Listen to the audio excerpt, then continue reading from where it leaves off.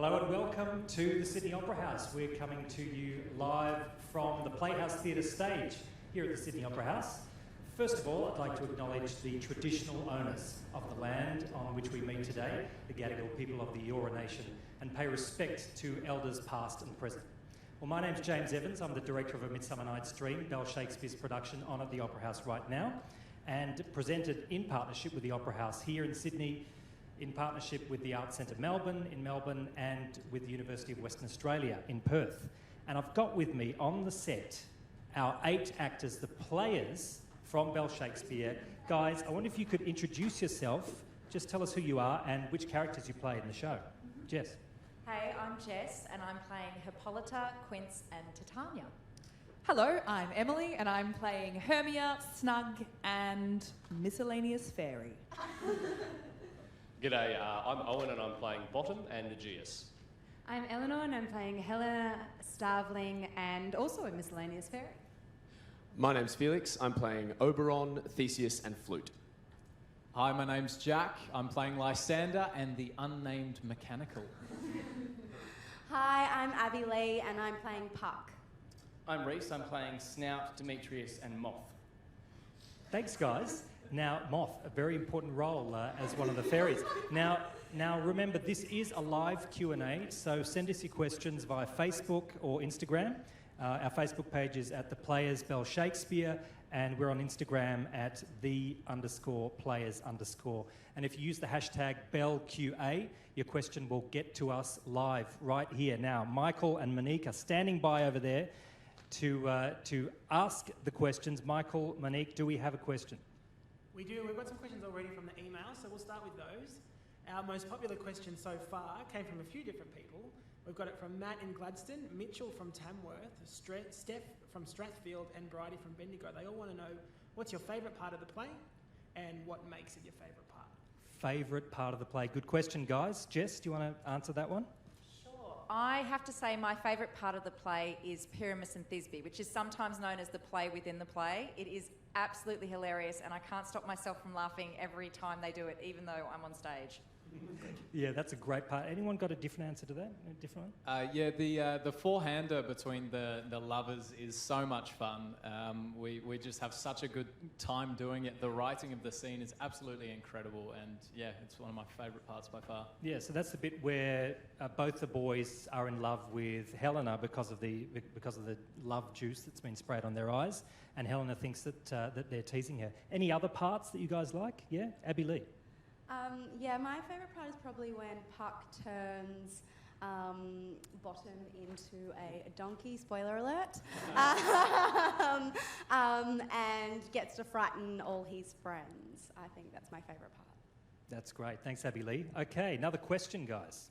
Okay, so Sarah from Cleveland wants to know if it's hard to remember all your lines and how you guys usually do it. Is it hard to remember those lines? Bottom's got a lot of lines. What do you reckon, Owen? It kind of is hard to learn the lines. Shakespeare's easier than other plays that you would do as an actor because a lot of the text is written in iambic pentameter or in a rhythm.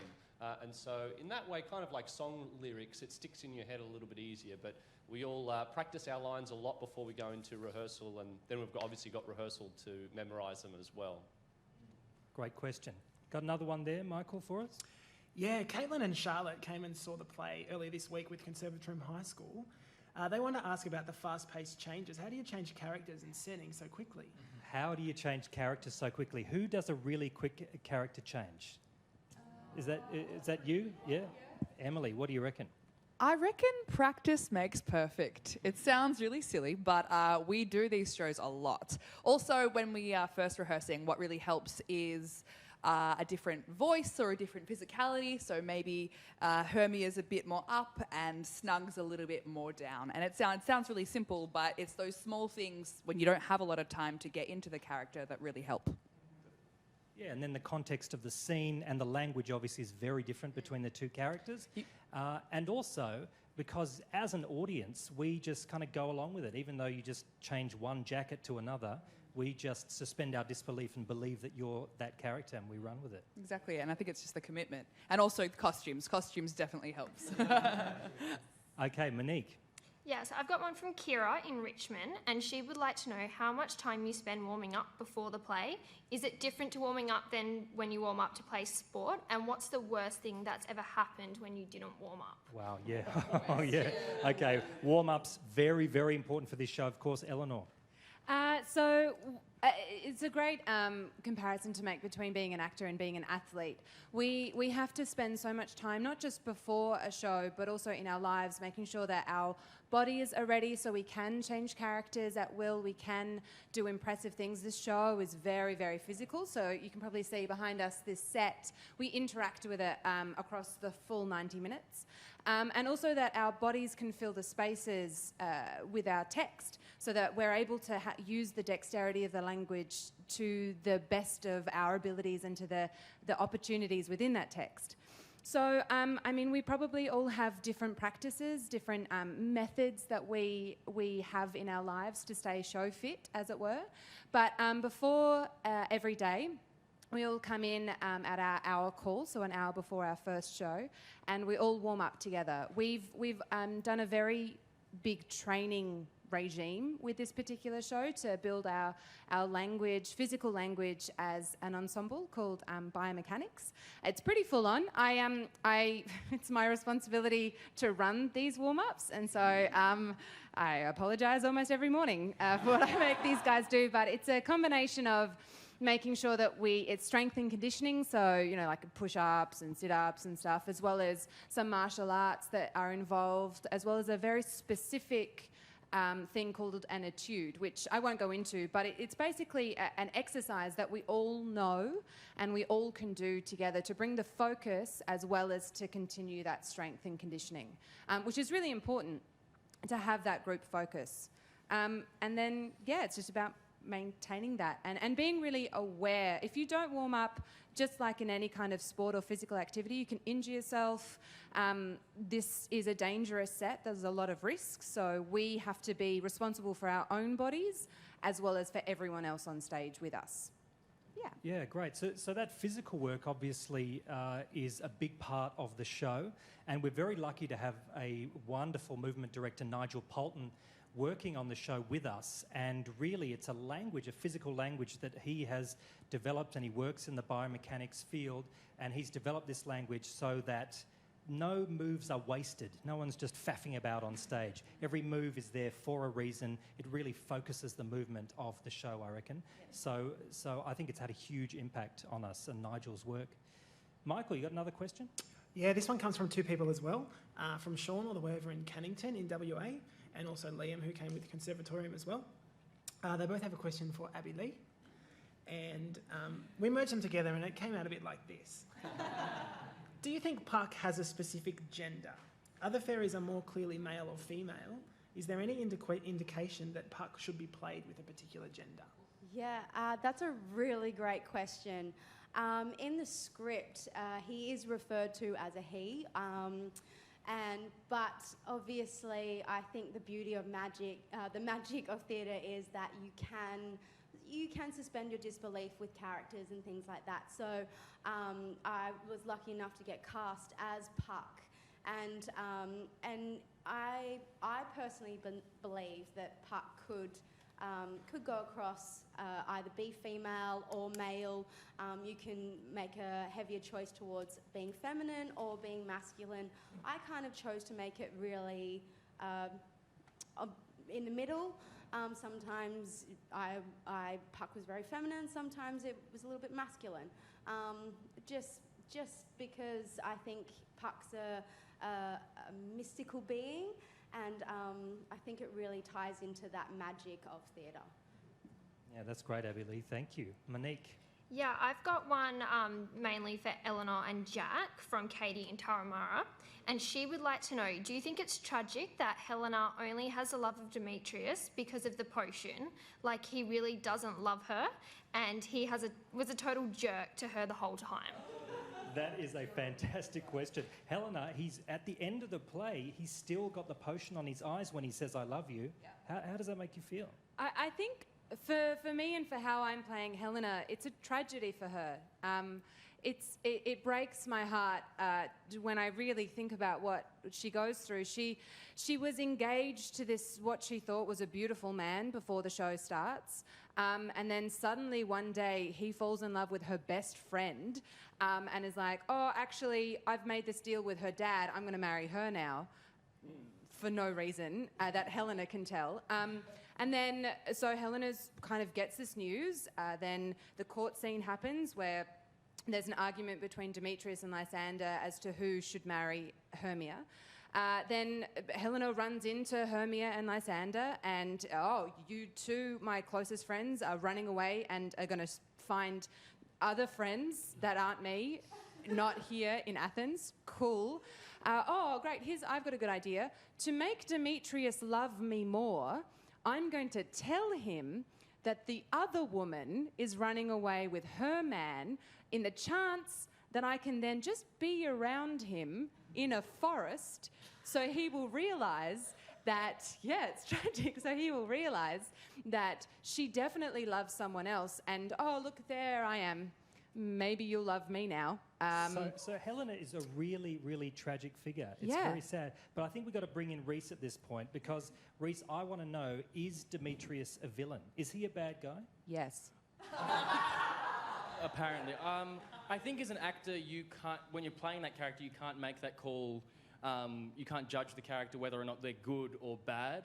I think as an audience, by all means, you could see him as a villain, and I think certain productions would portray him more or less as a villain.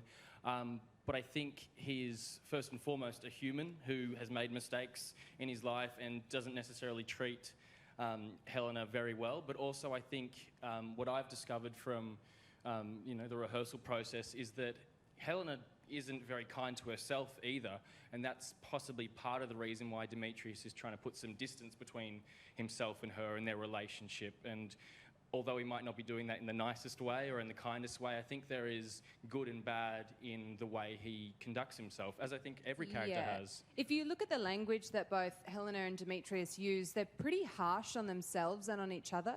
So even though the scenes can seem that Demetrius is being cruel to Helena, she gives back as well.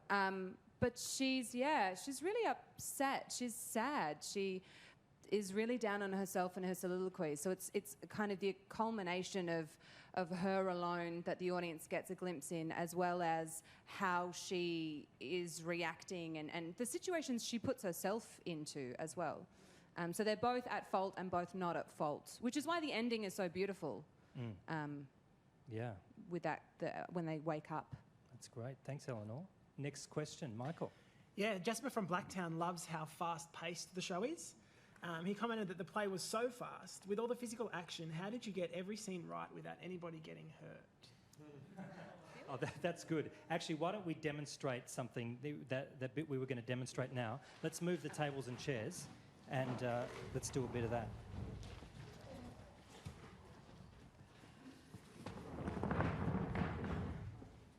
So there is, as we said before, a big scene in the middle of the play where the four lovers get together and there's all these mistaken identities and plots gone wrong, and they have a big fight in the middle of it. So fighting on stage safely is really, really important. So why don't we show that scene, a little bit of the fight, and then we can break it down slowly and see how you put it together. What with Lysander? Demetrius! You're afraid she shall not harm thee, Helena? No, sir, she shall not think you take her part. Oh, when she's angry, she's keen and shrewd. She was a vixen when she went to school, and oh, she be but little she is fierce. Little again, nothing but low and little. While you have the head of laughing thus, let me come to her!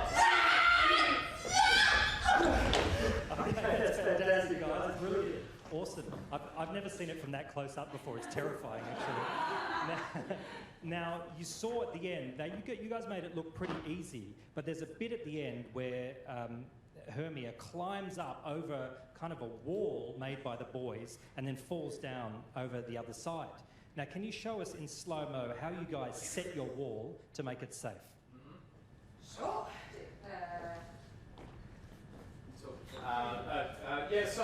Basically it's all about the structure of the wall. We need to have a fixed place that Emily knows exactly where we're going to be on every time. So what we do is we use this circle around here to make it look kind of random and sporadic, but really it's really choreographed. We ended up in this diagonal line here. I've got my eyes on Emily there, and I can secure myself on Reese here, and then when I see Emily coming towards me, Reese and I form the wall here, which has got a really strong base here with our legs, and it forms a structure for Emily to climb over. I don't know if I can even do it slow-mo, but we'll see. It's also on a line cue as well. So on the line, let me come to her. It's hard to do it without the momentum. And then what I do, coming down off the boys, I have to make sure, I can't show you, but I have to make sure that I really lower myself to the ground here to roll out of it properly. So even though it looks like I fall every time, it is quite safe. So that you don't crash on your head or your shoulder or something. Okay. Now there's another moment later on, or actually a little bit earlier than that, where the boys get slapped in the face by Helena. Let's have a look at that, and then we'll break that down as well. Helen, I love thee, by my life I do. I swear on that which I will lose for thee, to prove him false that says I love thee not. They say I love thee more than he can do. If thou say so. Okay. So that I love the reaction that slap gets every day in the show. It looks really real. So can we just see in slow motion what happened? Who made the sound and how did it happen? So Jack, go in slow motion over there. Yep. Helen, I know. I swear on that which I will lose for thee, to prove him false that says I love thee not. Aha, okay. So Reese, masked behind Jack, show us that position again, makes the sound while Jack does the reaction. Yeah, fantastic. And then Reese gets one, not on his cheek, but on the outside of his hand. Yeah. Let's see that one. Eleanor? That's great. So really, stage combat is about being safe and making sure that this is a sustainable action that can be done over 4, 5, 6 weeks, however long you're doing the show, but also that it looks real from the audience's point of view. And I love the reaction all of this stuff gets. Monique, do you have another question for us? Yes, I do. So Neutral Bay Public School was very impressed with the creation of the set and how it was so playable. So they'd like to know, was this something that you have always had it in your head? How long did it take for the actors to be able to move so lifelike over the back of wall of the set? Okay, great. Yeah, this set is great. How about we get the fairies out here, Felix and Abby, Lee and Jess. Now, this set was designed by a very talented designer, Tess Negroponte, and it's made out of steel and timber. And we've had an engineer check it out and everything, and we're allowed to have up to 3 people on the set at any one time. And really, it's a lot of fun, I think. Felix, can you show us how Oberon might kind of move through the set? Yeah, absolutely. So, obviously, throughout the play, all of us traverse the set at various different points. One of my favourite parts is climbing up. And there are some footholds on the back of these steel girders here that we have been placed strategically along so that we can actually step across as we need to and move through the set like this, and so we can find great positions in it, use it like, trees in a forest, and then we can find little ways to get down as well by like sliding down the girders and things like that. So there's lots of different opportunities and possibilities for us to play around with it. That's fantastic. And then, of course, also from behind, there's Jess, who plays Titania. Can you tell us about where you are and what you're doing? So this is Titania's space up here. This is her bower. This is where she sleeps, and it's also her place where she can see what's going on in the forest. And of course, it's where she falls in love with Bottom. She can't take her eyes off him, and so she just has to follow him and introduce herself. Yeah, that's great. I love the way love the way that this set can, in some scenes, look like a really harsh and forbidding wall, and then in other scenes, just based on the lighting, and that design is by Verity Hampson, a lighting design, it can look like a porous kind of trees and forest. And Puck, of course, we've got Puck behind there, Abby Lee, and she's obviously a very cheeky and fun fairy. Puck, can you show us some of your moves through the set? So for Puck, it's just like a jungle gym. She jumps up and down and bounces all over the set. And again, all of this physical work, it's really, really important for the actors to warm up. So I would say don't try this at home. These actors are all very, very well trained. Thanks a lot, guys. That was great. Let's bring the tables back. And meantime, Michael, can we have the next question? We've got a question that's just come through on Facebook. It's from Edie. And she says, I went to one of your performances recently with my signer school. I loved it so much. At the end, I looked over at my friends and they were all crying with joy. My question is, who is your favourite character in this particular play and why? Favourite character, people. Felix, who's your favourite character? Well, I'm obviously going to say Oberon. I think what's really interesting about this version of the play is that we haven't shied away from the darkness of the fairies. Oftentimes, this play is, portrays the fairies in a very magical, whimsical kind of way. It's very light and fairy-like, and this show is very different. It's quite dark. It's foreboding. It's very sinister. As no doubt you would have seen, that fairies are dressed in long black trench coats. They're quite menacing. And so, as king of the fairies, I think Oberon is a fantastic character and has a lot of that sort of danger around him. So certainly that's what I enjoy, yeah. Okay, and Jack, I haven't heard from you for a while. Who's your favourite character? For me, look, I think Nick Bottom actually is probably the kind of centerpiece of the play in a lot of the way. I feel like he's the character that the audience can relate to the most, even though he's got a few moments where he's quite, he's not the brightest of fellows. But I just think he's kind of the most innocent of the characters in the play. The lovers have a lot of flaws. The fairies have a lot of flaws as well. Oberon has an ego, Puck is mischievous and stuff, but Nick Bottom has an innocence about him that gets him into trouble. But yeah, I think he's a really important and quite lovable character. That's great. Thanks, Jack. We are live from the Playhouse Theatre stage here at the Sydney Opera House. Remember, you can join the conversation with the hashtag BellQA. On Facebook, we're at the Players Bell Shakespeare, and on Instagram, _players_. Ask us a question live right now. Monique, do you have another question for us? Yes, I do. So the Class 5T have a question for you, James. Why did you decide to have the actors on stage when the audience first came in? Also, why did you decide to have the actors who were not performing sitting on the side of the stage on chairs and doing costume changes that were quite visible to the audience? Yeah, that is a great question.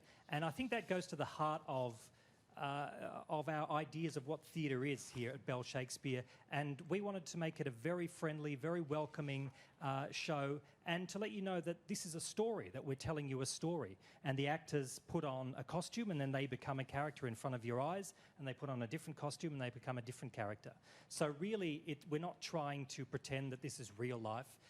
This is theatre, it's magical and theatrical, but also we are just they're just 8 characters on 8 actors on stage telling a story. And then having the actors on stage as the audience comes in, we've found that especially with our young audiences, with student audiences, that helps to break the ice. So it helps the students and the kids to see that these actors on stage are people just like them.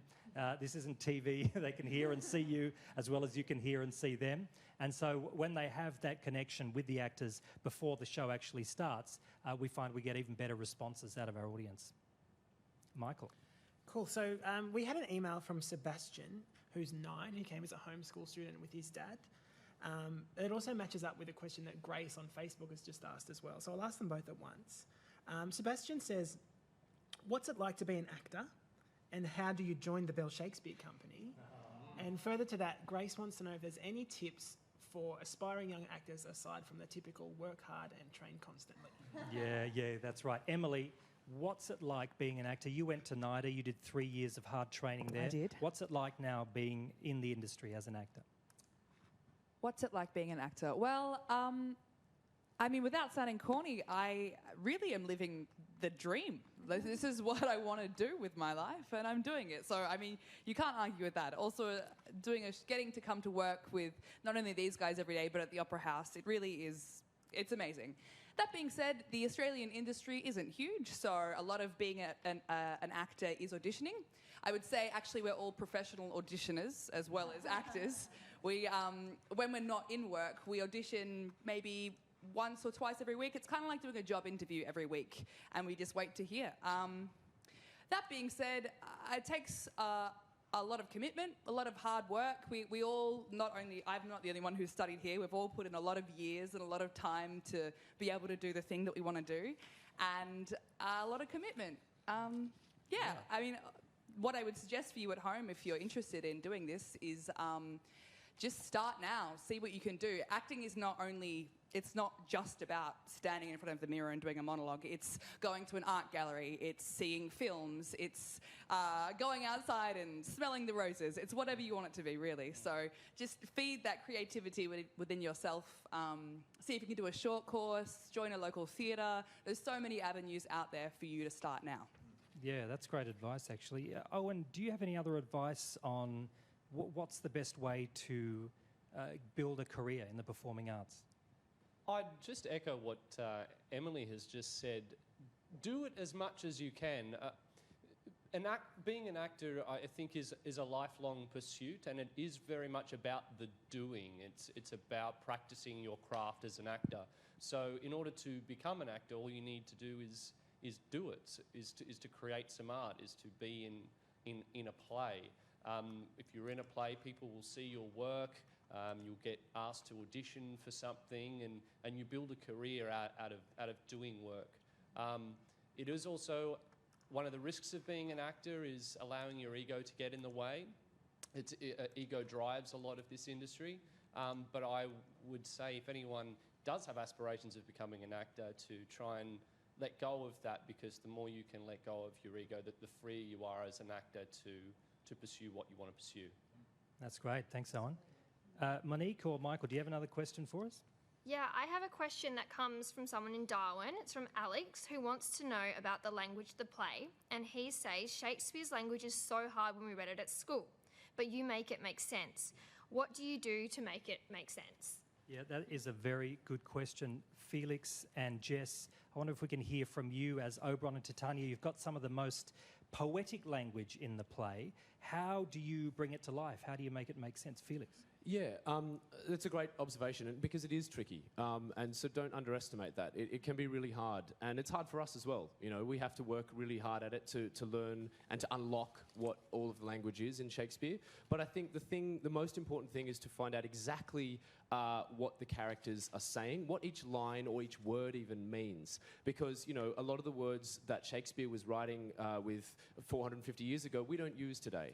And so you need to look up and find out all the phrases and the words and make them make sense. And once you've started to unlock the meaning of what you're actually saying, then it's much easier to sort of actually play the scene. And you also have to remember as well that these were plays. They're not designed to be sat, you know, in a room and just read. They're designed to be performed. And so, you know, your comment there about us making it so easy to understand is because you're seeing it performed, you're understanding the relationship between the characters rather than just reading words on a page, which can be tricky and dull, you know. And I think that's some of the things to remember about it, that, yeah, unlock the meaning of it and then remember that it's designed to be seen and performed. Absolutely. Yeah. Jess, how about you? You've got a very long passage at the start about the state of the world and the fight between the fairies. How do you bring that to life?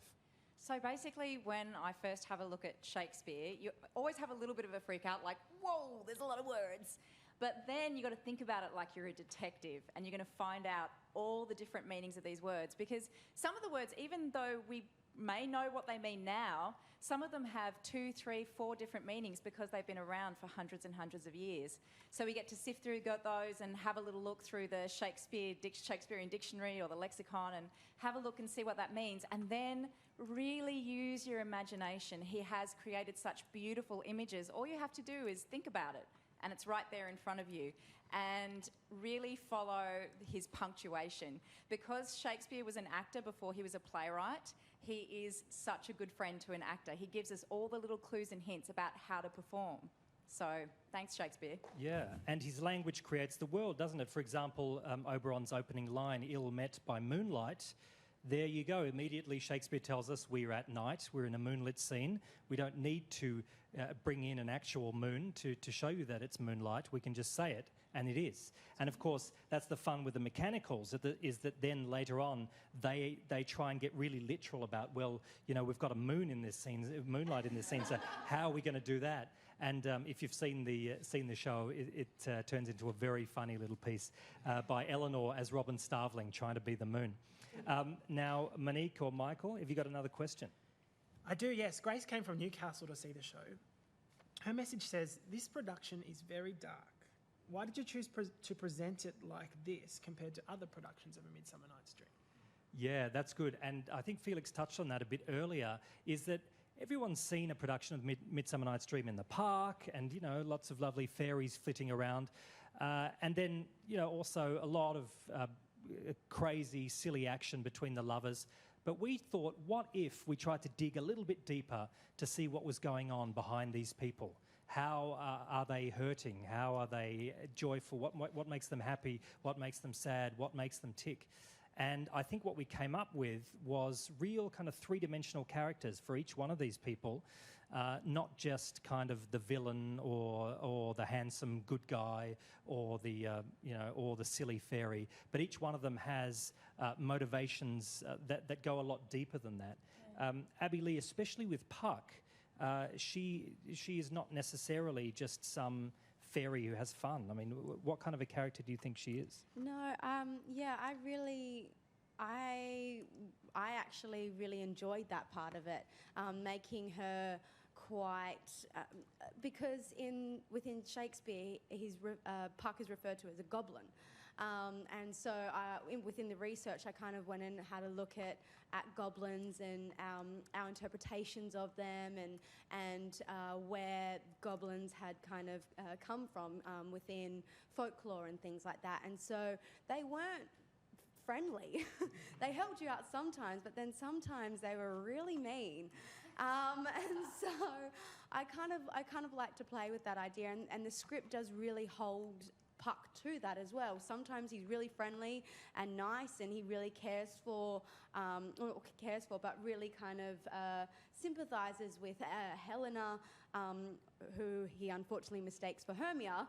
But yes, he really does kind of want to help the situation, ends up messing it up, but has a lot of fun doing it. And I think just that little bit of malice that sort of hinted towards what Shakespeare was kind of getting at with Puck is that he enjoys people and violence and all these things that happen within this play, but he also has a bit of a heart, and I think I really did enjoy that play on both worlds. Yeah, absolutely.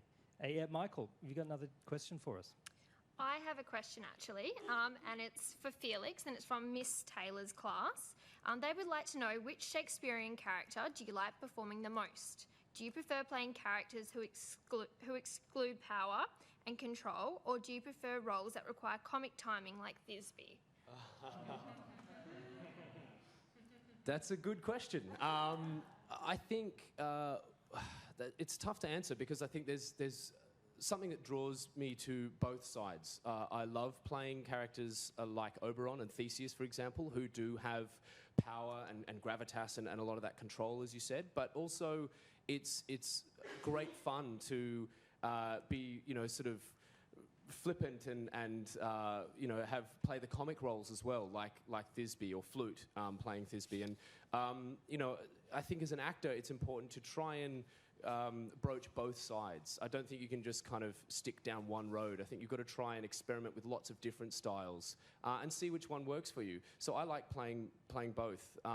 In this show, I lean towards Oberon, but I also have a lot of fun with Flute, and particularly in that final scene with Thisbe. So I guess both is the answer to the question. Yeah, what a great gift to be able to play two completely different roles in one show. Absolutely. Because often we don't get that chance, do we? That's right. Yeah.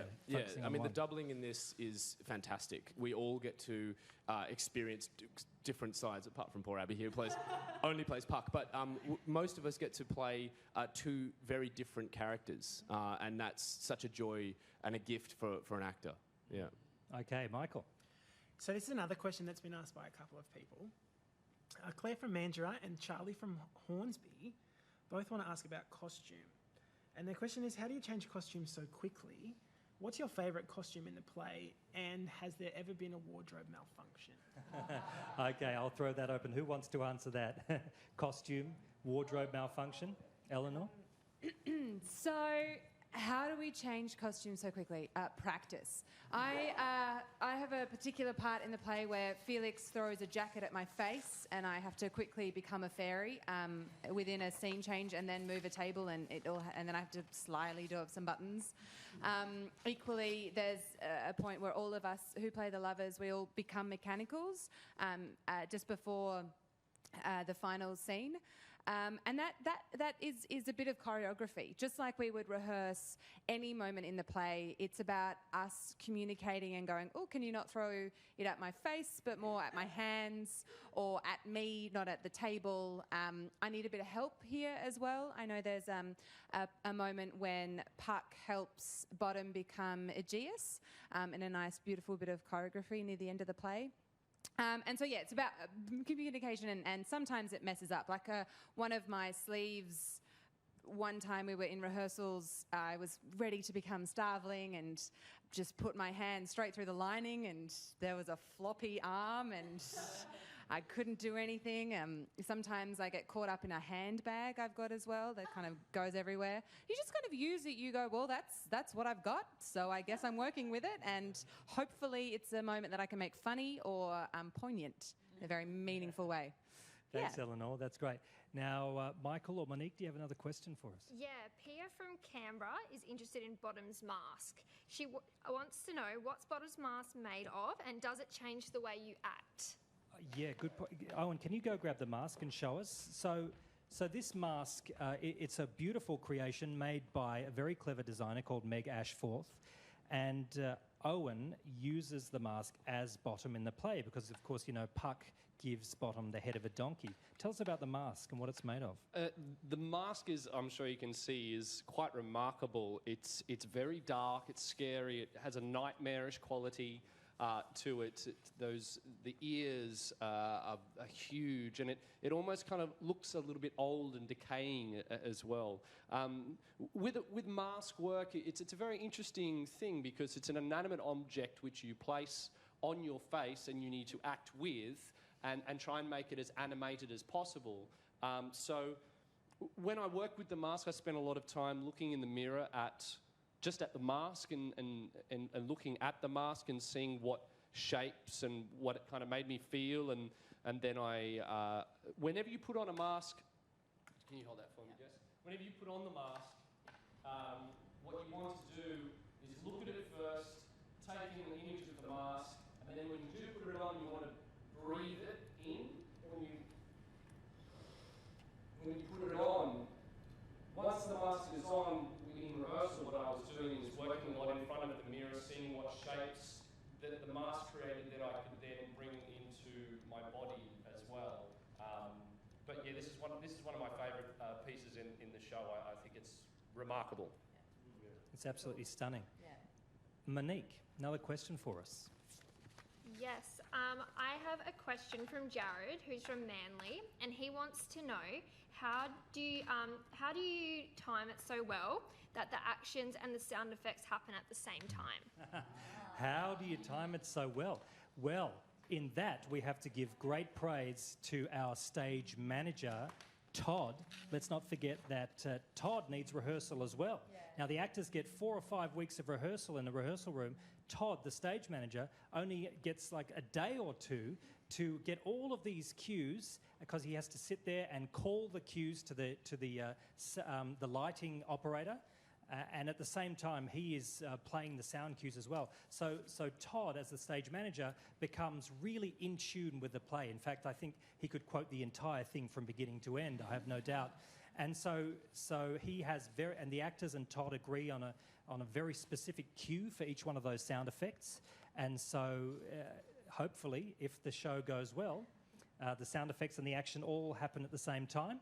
And it looks really magical. There's a fantastic one where Felix, as Oberon, jumps off the table and onto the ground. And as he hits the ground, there's a big boom and an explosion. And it's so satisfying that is right on. The timing is exactly right every single time. And it's a great moment for the audience. Yeah. Okay. I think we've got time for a couple more questions, guys. So this one's another one from Neutral Bay Public School. How did you come up with the idea of using the chairs and tables to form the forest and wood scenes? And did the actors find it difficult to clamber in and out of the furniture? Yeah, okay. Well, this production was originally conceived in 2013 by our artistic director, Peter Evans, along with Nigel Poulton, our movement director, and of course, Tess, Negroponte, the designer. And part of what they wanted was a real simplicity about the set, that there is this big structure, but then everything else on the stage is just tables and chairs like you might find in a rehearsal room. So guys, I wonder if one of you can tell us, Jack, tell us about how it was working with the tables and chairs and moving them around so accurately. We spent a lot of time with Nigel, our movement director, with the tables and chairs. Similar to what Owen was talking about with the mask work, there was actually a lot of investigation into these tables and chairs, which might sound strange, but we spent a lot of time manipulating them, feeling the weight of them, seeing how they move and look in the space. So we became as comfortable jumping over the tables that we're sitting on now as we would be climbing this set. And it's such a huge part of our show, also because we have to be able to transition from the forest into a rehearsal room. They have to be really easily manipulatable. And yeah, it was just a really amazing process being able to figure out how these objects work and bring them alive and make them really dynamic. And they're all kind of reinforced as well, aren't they? Yeah, really strong. So they can't break. Well, guys, unfortunately, that's all the time we have today. That time's gone really, really quickly. I just want to thank all of the actors for answering those questions so beautifully today. Our stage management team of Todd and Katie behind the scenes, Michael and Monique asking the questions. And I should also mention that it's been made possible by the Australian Government Ministry for the Arts here. So thanks to them, thanks to the Opera House, Arts Centre Melbourne and UWA, and also our national schools partner, Foxtel, and all the supporters who make all of our education work with students, with teachers and everyone else possible. Thank you very much for joining us for this live Q&A, and we will see you around the theatre. Bye.